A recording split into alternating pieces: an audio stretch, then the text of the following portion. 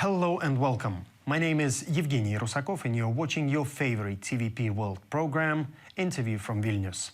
More than 4 years after the war in Ukraine began, it continues to evolve. Drones, long-range strikes and rapid technological adaptation are reshaping the battlefield on both sides.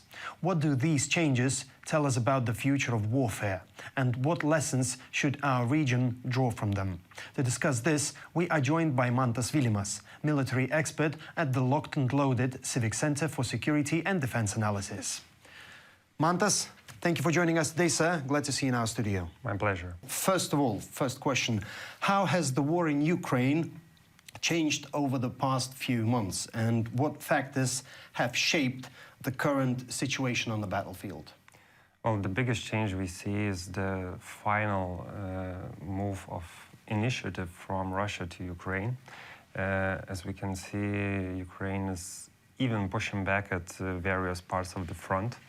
And one of the major, I would say, escalations in numbers would be that Ukraine is finally launching more drones into Russia than Russia are launching into Ukraine. I believe the numbers are something around 7,400 from Ukraine to 6,300 from Russia. And this change is pretty huge. And as we can see already, the drones are even hitting Moscow and refineries all over. Into Russia, that's precisely, right. And refineries all over the country. This not only has tactical advantage as Russians are forced to move their supply lines back, which increases time they have to respond to the front events. It also wears all the equipment faster, uses more resources. Also, it has a very huge psychological aspect to it. And it is already visible in society. It's even visible from, I would say, pro-Russian nationalistic war bloggers inside the very Russia itself. You mean Z bloggers, right? Yeah, precisely. Sure.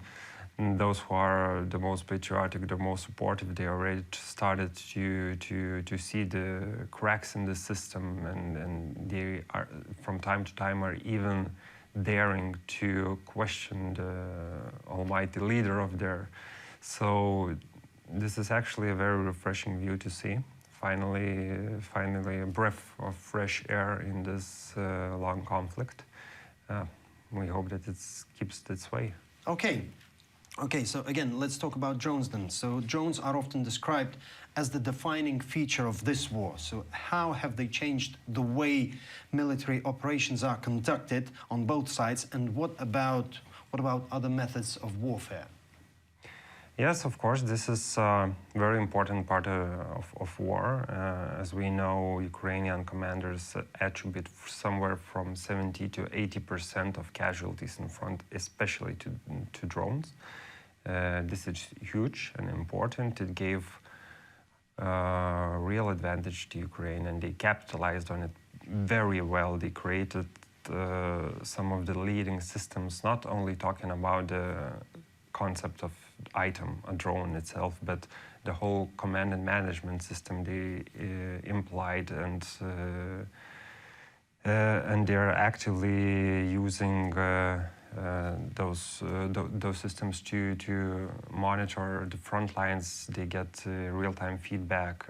As you know, even their soldiers have the possibility to participate in some sort, let's call it war game, where they can receive points for successful attacks and successful kills to get some more whatever equipment they need. So this whole concept, this whole technology is pretty groundbreaking, and even to Western countries. And yes, war can be a real power drive to innovate, and Ukraine is doing it pretty well. They actually are switching from being the ones who need to ask constantly for extra military help to ones exporting their extra military help. As we saw in Iran, for example. Precisely. As every Gulf state is already lining up to Kyiv to get whatever use they can. And for Ukraine, actually, that threat in Iran is pretty easily manageable, I believe. Okay, despite advances in drone technology, Ukraine has struggled to fully stabilize the front line. So what are the main challenges it continues to face? To stabilize the front line is not an easy task, of course, and it's not uncommon knowledge that Ukraine has fewer soldiers than the Russia does. Yes. Of course, they already have that so-called dead zone and kill zone, which consists of roughly 20 kilometers of no-go zone where which doesn't move, in fact. Yeah, more or less it doesn't move. And like every Russian soldier that gets there is attacked by a drone, and they're continuous. I mean, that part Ukrainians are doing pretty significantly and quite constantly. Last days we are already seeing even some advances, successful advances, only local, small, not anything as we saw back in 22. But maybe that's the key in this phase.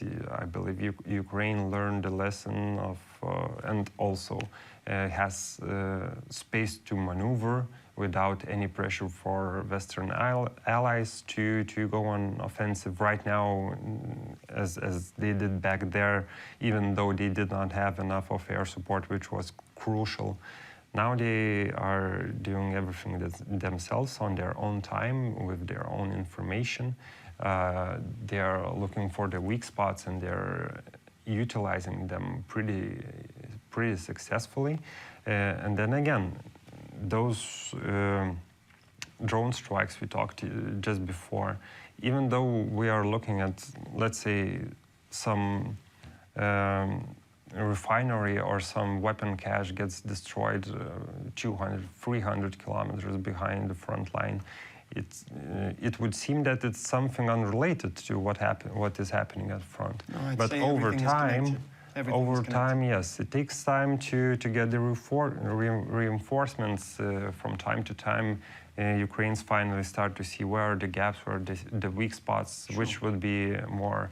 Okay, Mantas, here's my next question. So what's your take? What do you think?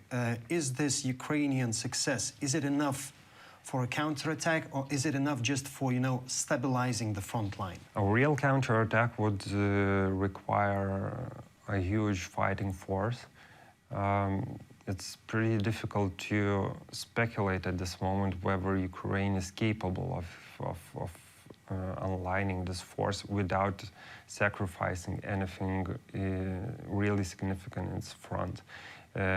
Ukraine still has huge challenges with mobilizing its troops. Also, it's understandable. It's a much smaller country, much difficult to organize the pool of what you can choose is much smaller. Even the death ratio compared to Russians, even though Russians suffer much more casualties than Ukraine, is still higher in Ukraine size, as I mean deaths by capita. And at the moment, my personal opinion is that Ukraine wouldn't gamble so much. I believe they are playing the long game.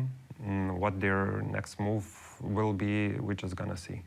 Gambling, I'd say, is more about Vladimir Putin, but okay, let's leave it there. So, okay, beyond drones, what other developments or technologies are likely to shape the next stage of warfare? Well, drones are important, of course, but all other systems are not extinct, and they have as much importance as they did before. Artillery still is the #1 reason in front lines, and it works effectively. Tanks are a must whenever you want to form somewhat of advance, or even when you want to respond to advance. Air Force? Of course, Air Force, yes. And again, that's a good point you already mentioned. Just a few days ago, we received news on Sweden providing not only their fighter jets, but also their gliding bomb systems, which was a game changer to Russia.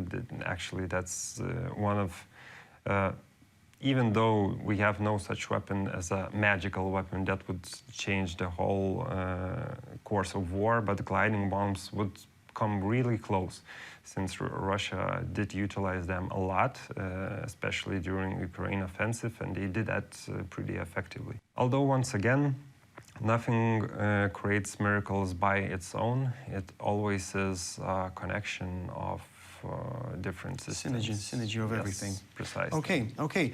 Looking ahead, what lessons from the war in Ukraine are likely to influence military planning and warfare more broadly? I believe those lessons are already being learned, even though... Well, sometimes it seems that they are learned too late, too little too late. As we can see in Gulf states and in Iran, yeah, it's pretty amazing to see even United States airships still standing out in the open without any protection from the top, and there were some casualties and some airplanes lost precisely from the drones. In the end, the lessons are pretty well known, and even Lithuanian military heads, even here, our military specialists are constantly observing and learning from the lessons on the battlefield, even though not everything is visible to us, to a common society, and not everything can be visible. We must understand that also. And once again, the technology pace, it is evolving, is very fast, and if we capitalize on something right now, we might lose an edge to adapt later on when everything changes. So I believe that those lessons are still in, let's say, knowledge scientific part, where you collect data and you find a solution before implementing that solution on the ground. Okay. Again, my final question then. So does losing the drone war mean losing a war itself, or is that an oversimplification? It is an oversimplification, but it is a useful one. Drones itself do not determine the end of war. In many ways, Ukraine is winning the drone war for the last 6 years, actually. Ukraine, they were the first one to implement the drones. They were actually successful at that. Russians were playing catch-up afterwards. I'm not sure whether Russians or Ukrainians were the first to deploy fiber optics, but the other side, that might be. Yeah. But Ukrainians adapted pretty fast to that, and they're still keeping up an advantage. And again, their whole command and operation system I mentioned you earlier about level, they innovate not only air drones but also ground drones, which is very important. Sea drones, as we already saw with all the Black Sea fleet. Sure.